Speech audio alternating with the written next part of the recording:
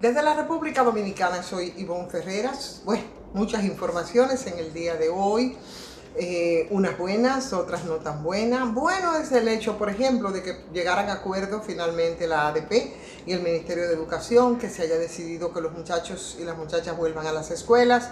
Eso yo creo que es bueno, que se recapacitara, que se retomara. Dentro de los acuerdos está estimular entonces para que desde la escuela se vigile y se motive el proceso de vacunación, que es lo que nosotros necesitamos. Y finalmente, bueno, ahí está. Todos a las clases, señores, que ya es hora. De hecho, estamos pasados de hora. Y dos temas que tienen que ver con lo de el informe preliminar respecto al accidente aéreo que tuvimos, recuerdan, el 15 de diciembre exactamente. Y sigue el tema de Punta Catalina. El presidente habló. Parece que se va a referir de manera más detallada a su vuelta de España, en donde se encuentra agotando una agenda en el marco de la Fitur que todos conocemos. Mientras, y antes de entrar en materia, vamos a recomendarles a ustedes, señores, la Cooperativa Mamoncito, donde usted deposita su confianza. Y por supuesto, como siempre, agradecemos también a Sardinas Dimar por el apoyo que nos ofrecen para esta transmisión, a ustedes por seguirnos cada día. Y bueno, ahí está. Por lo menos no quedó en el limbo, o no ha quedado en el limbo esta parte que tiene que ver con el informe preliminar respecto al tema de ese accidente. Aquí hay algunos riesgos que se corren respecto a este caso. Se dice que fue un asunto que fue los frenos, que si fallas técnicas, que si estaba en reparación, las posibilidades de que esto pudiera utilizarse otra aeronave en caso de que esta no pudiera hacerse y no se hizo, que si los pasajeros entonces querían volar en esto, que si no es solamente un vuelo que se hizo a Puerto Rico, sino que ese mismo avión había hecho un viaje a Colorado ese día. Versiones, ¿no? Al margen de lo que es el informe preliminar. Pero esto plantea una preocupación real, porque nosotros hace muchos años que perdimos la categoría 1 y la perdimos en términos de aeronavegabilidad precisamente por una serie de datos que se señala y que yo quiero retomar ahora, al margen de la coyuntura y de los informes ya definitivos que se den respecto a este accidente, y que fue una especie de advertencia que habían hecho los controladores aéreos que manejan bastante bien el tema. Lo hacían incluso desde una mirada muy, no sospechosa, pero sí dudosa, exactamente respecto al tema de el I-2A, que es la aeronave que se ha visto comprometida en todo este tema del accidente. Y hace muchísimos años que ellos señalaban, por ejemplo, ese crecimiento, ese avance vertiginoso, ¿no?, de la empresa el I-2A respecto a las otras empresas que intervienen en el país, porque decían, recuerden que el I-2A es propiedad del ex candidato presidencial del Partido de la Liberación Dominicana en las pasadas elecciones, y por supuesto parece que hay vínculos políticos, y había vínculos entonces con el gobierno, dicen los controladores aéreos en un documento que ellos habían hecho algunas advertencias respecto a este caso en el que lamentablemente 9 personas perdieron la vida, y que ellos decían que ese progreso en un sector que nunca ha sido incentivado, que nunca ha sido promovido y que mucho menos fue protegido por las autoridades históricamente, en este caso, bueno, pues recibieron toda la protección, y que esa protección implicaba incluso violar algunas normas que son esenciales en todo el proceso de la aeronavegabilidad, y que a nosotros en su momento nos costó, vuelvo y repito, perder la categoría 1.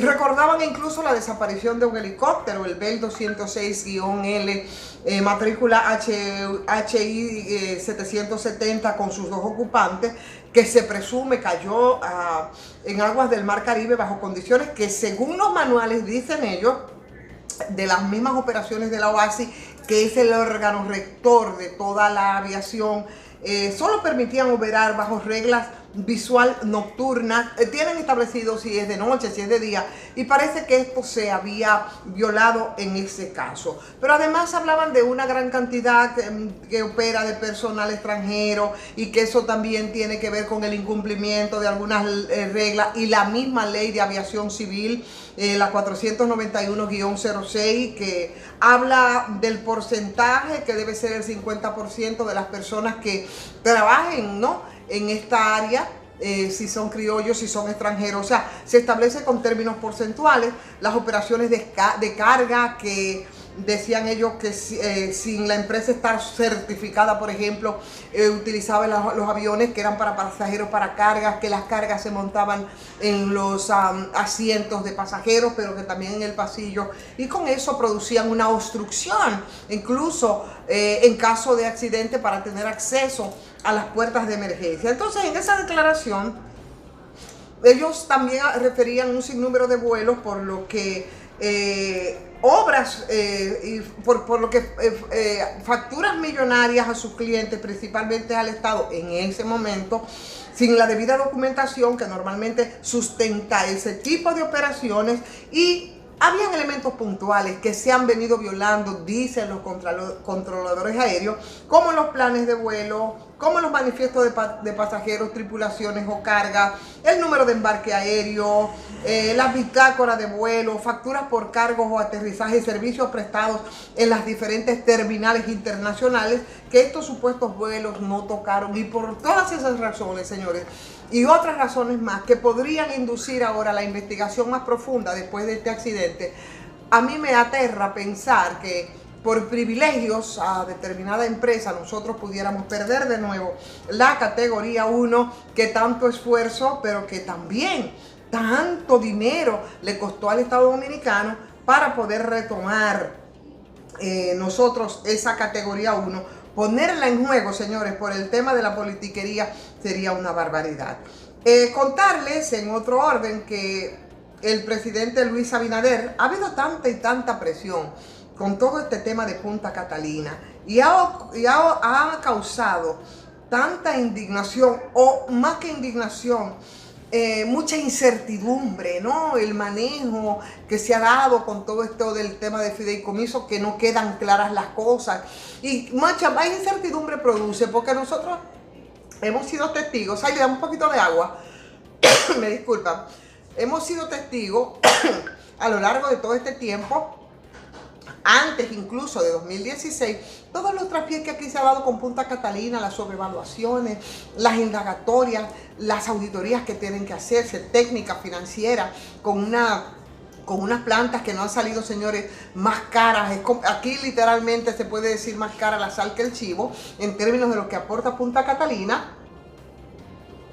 Y como fue precisamente ese sector eléctrico del actual partido en el poder quien llevó la voz cantante en términos de las denuncias que se hicieron, bueno, pues entonces ahora la verdad, el deseo es que se pudiera transparentar todo. El presidente Luis Abinader habló de que Punta Catalina no se va a vender, y que el que diga lo contrario entonces no conoce cuál es la ley que se expresó, que se aprobó en la Cámara de Diputados, que ayer dijimos se pusieron todos a una, efectivamente todos los partidos, aunque veamos con mucha hipocresía, gente del Partido de la Liberación Dominicana, ahí ellos sí se pusieron de acuerdo, porque si no, entonces no se aprueba y está pendiente conocerse en el Senado. Entonces aquí hay que decir al presidente de la República que no es un asunto de si hay intención o no de vender, es lo que dice realmente el contrato de fideicomiso que firmó el ministro de Energía y Minas, Antonio Almonte, y que yo creo que hay que revisar. Y no lo digo yo, que tampoco soy una experta, lo dicen gente que han estado dando seguimiento y escudriñando respecto a este contrato, pero ha habido una presión tan, pero que tan grande, que definitivamente el presidente va a tener que hablar en esto, porque si persiste, podría tener consecuencias definitivamente impredecibles para este gobierno, y esa popularidad y esas ponderaciones que hay del presidente de la República, eso podría mermarse por un contrato de construcción que lo firmó en principio el ex vicepresidente ejecutivo de la CDE, Rubén Bichara, que tendrá que explicar muchas cosas respecto a esto, en representación de las EDES, ¿no? Lo que significa que las sedes eran dueñas originales de la central, ¿no? Entonces, eso por supuesto a juzgar por lo que plantea la misma ley 12504. Entonces las sedes pueden ser dueños de las centrales de generación hasta un 15%. Me explicaba Bernardo que como son 3 EDES en este caso, porque tenemos EDENorte, EDESur y EDEESTE, entonces la combinación de las 3 podría alcanzar un 45% de la demanda total del sistema, que en este caso, bueno, pues estamos hablando de que estamos hablando de la demanda que tiene todo el sistema aquí de electricidad. Por tanto, lo que se está es combinando a que el presidente de la República pudiera entonces hacer una revisión pormenorizada, minuciosa de lo que dice este contrato que fue firmado.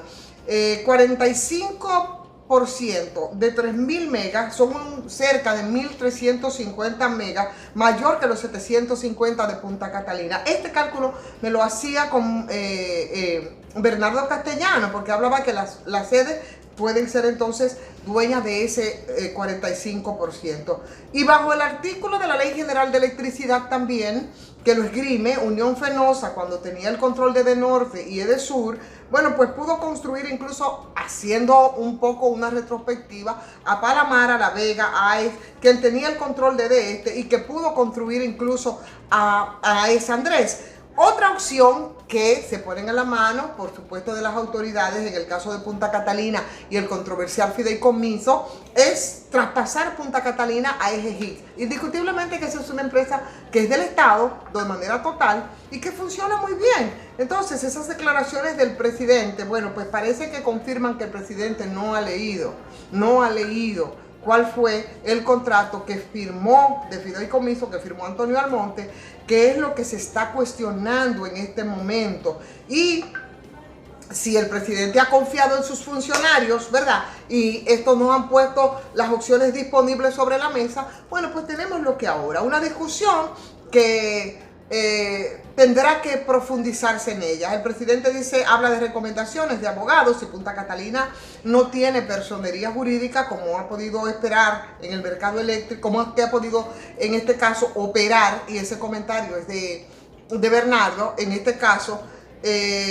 por tantos años, ¿no? Por 2 años, en este caso con ingresos brutos totales que han sido superior a los 700 millones de dólares. Y eso ha permitido incluso que Hacienda retire mensualmente 15 millones de dólares que ingresan en el presupuesto general de la nación, que vienen siendo más de 350 millones de dólares desde que comenzó a operar. Como puede verse, hay muchos puntos que no están claros, y si el Senado, señores, aprueba el contrato de fideicomiso, ese contrato se va a convertir en ley. ¿Y usted sabe cuál va a ser el problema serio?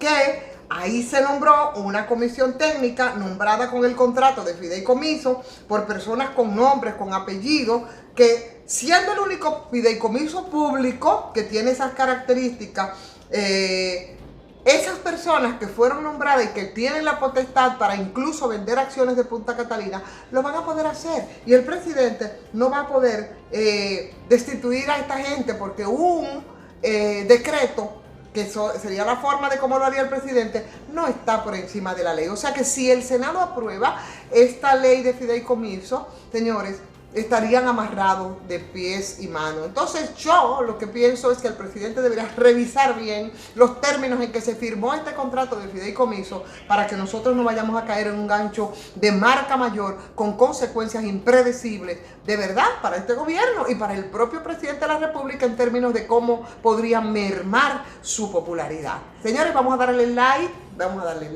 a esta transmisión, vamos a compartirla y por supuesto a opinarla. Suscribirse quienes no lo han hecho, también hacerlo a patreon.com. Soy Ivonne Ferreras.